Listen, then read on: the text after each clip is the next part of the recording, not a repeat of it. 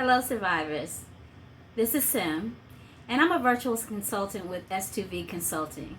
I provide online support to victims of narcissistic abuse, empowering them to find solutions to overcome and navigate narcissistic manipulation. If you're new to my channel, you might not know that I've written an educational manuscript entitled Ode to My Narkenstein. This book provides deep insight, art, and poetry into my 4-year recovery from the systemic oppression that comes from narcissistic abuse. Today, I'd like to discuss narcissistic rage. Narcissistic rage is an intense and disproportionate reaction to perceived threats or criticism to the narc's self-esteem or ego.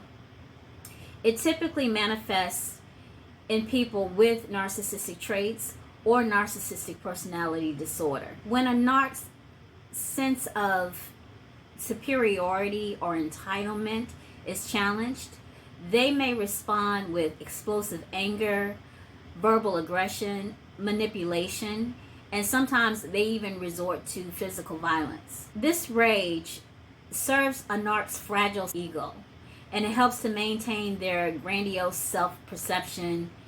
However, underneath the anger lies a deep-seated vulnerability, often masked by arrogance and this sense of superiority.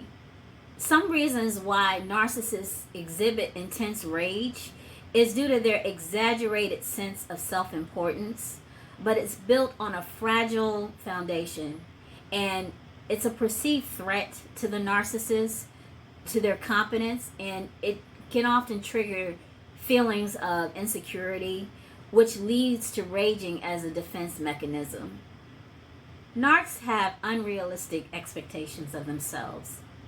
When reality doesn't align with their grandiose self-image, they may feel enraged and feel entitled to special treatment or admiration.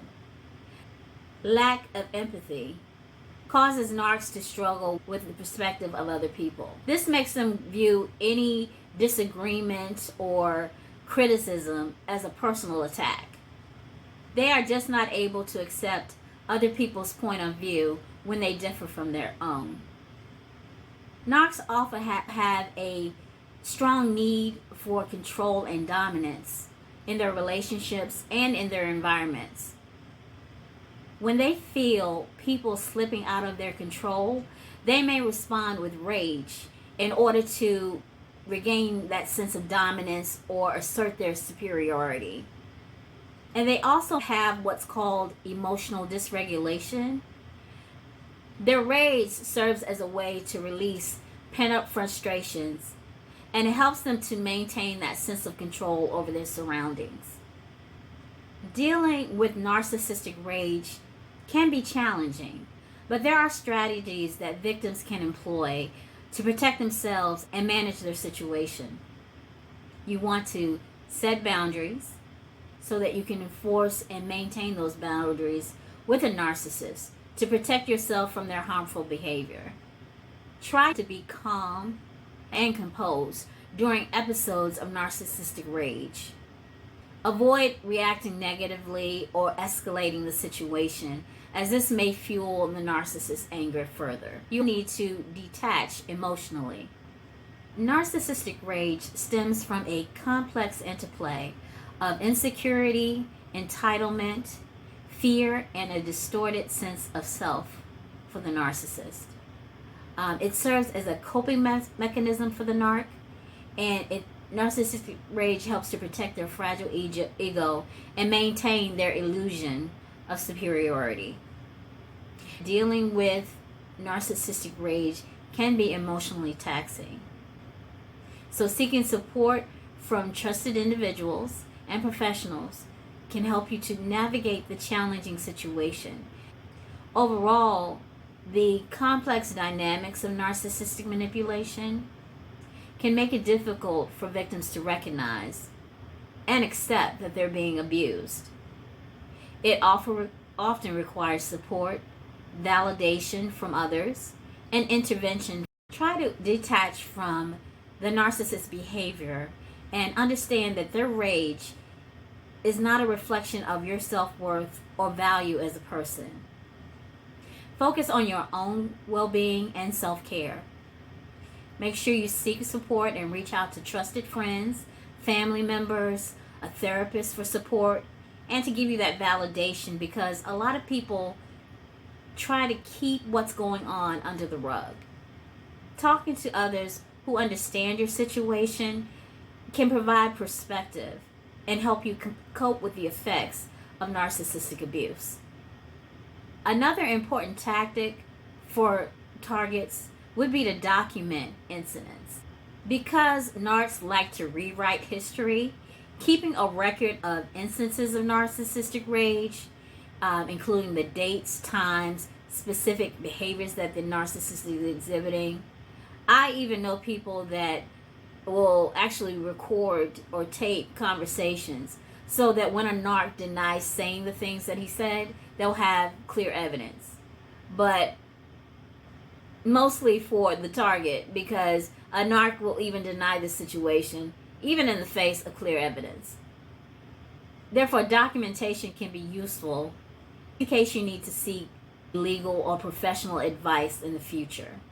During an episode of narcissistic rage, you will need to avoid trying to engage in power struggles that they might try to pull you into, and focus on expressing yourself confidently and respectfully. Depending on the severity of the narcissistic abuse, you might need to limit your interactions or even end your contact with the narcissist for your own safety and well-being. But it's good to explore your options and seek guidance from a therapist or support group. But another thing, make sure you find a therapist who has experience with narc abuse. Otherwise, the narcissist will finesse your therapist. Victims of narcissistic abuse often have difficulty or struggle to accept that they're actually being abused. I myself had a difficult time labeling the behavior as abusive for several reasons, including the fact that I was manipulated and gaslit. Narcissists often gaslight and manipulate their targets and cause their victims to doubt their perceptions and their experiences, because the narcissist will distort reality, and this can lead the victim to question whether or not the abuse is really happening or if they're overreacting, because a narc will always make them feel that they're overreacting even when they're not. There is this cycle of idealization and devaluation that targets will go through when dealing with a narcissist. A narc will often cycle between the idealization phase, where they're bombing the victim, and then devaluing them, which includes criticism, manipulation, and narcissistic rage. During the love bombing phase, the victim may feel loved, valued, and validated by the narcissist, making it difficult for them to recognize the abusive behavior in the devaluation phase. Low self-esteem can also be a factor.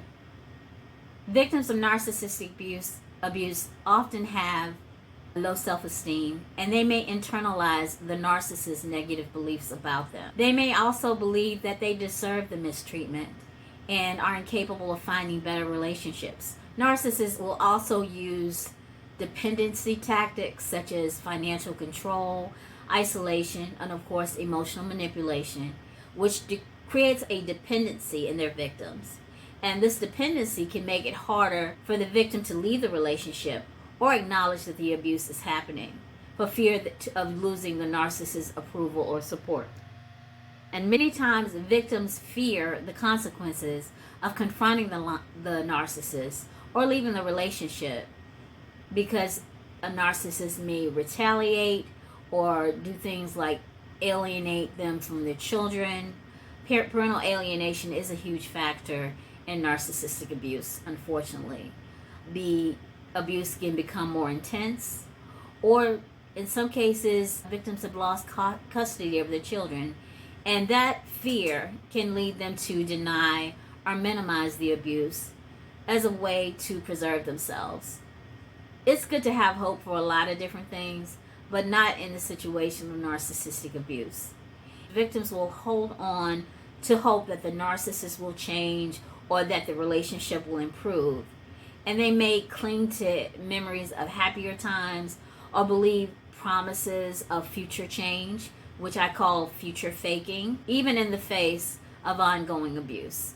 And another reason why a victim might stay in a narcissistically abusive relationship is because they feel shame or embarrassed to admit that they're being abused, especially because the abuse is not physical.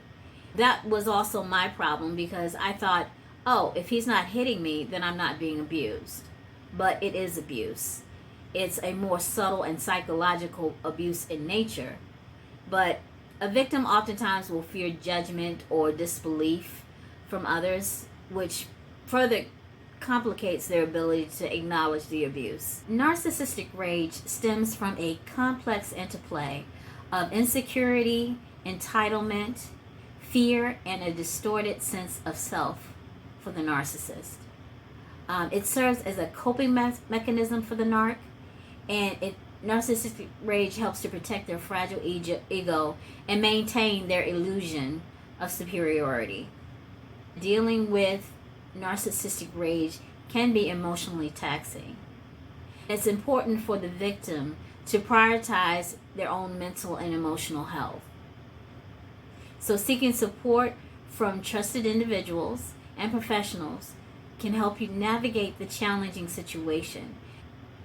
The complex dynamics of narcissistic manipulation requires validation from others and intervention from trusted individuals to help victims break free from the cycle of abuse and reclaim their sense of self-worth and agency. I'd like to thank you all for watching today. I hope that this information can benefit you in navigating interpersonal relationships. Should you need further support, please feel free to contact me at narcslayer@gmail.com. And to ensure that you receive notification of my next post, be sure to tap the notification bell, like, share, and subscribe. Have a great day.